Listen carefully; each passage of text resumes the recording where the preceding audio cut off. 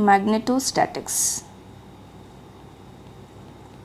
So till now we have discussed only about stationary charges. Okay, so a charge is placed at some point, then what is the electrostatic field that is produced. Okay, so electrostatic field, in short we also call it as electric field, right?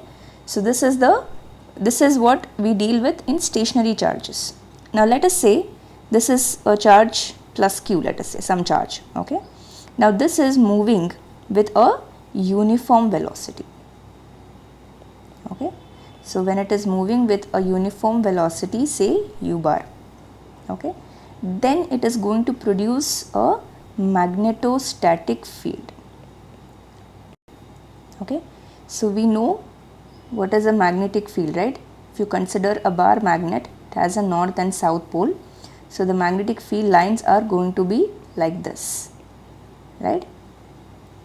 On the outside the magnetic field line will be from north to south, on the inside it will be from south to north. This is the magnetic field that we usually know of. Okay, so now what is a magnetostatic field?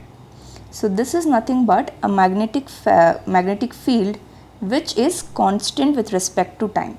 Okay, so magnetic field which remains same with respect to time, that is called as the magnetostatic field. Now magnetic fields, whether it is time varying or time invariant field, okay, so magnetic field, they are characterized by H bar and B bar. So H bar is the magnetic field intensity,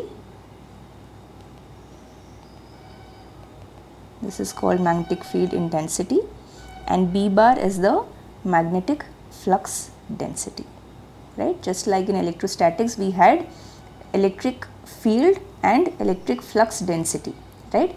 So in the similar manner here you have magnetic field intensity and magnetic flux density. Okay, and these both, they are related as B bar is equal to mu into H bar, where mu is the, what is mu? It is the permeability of the material.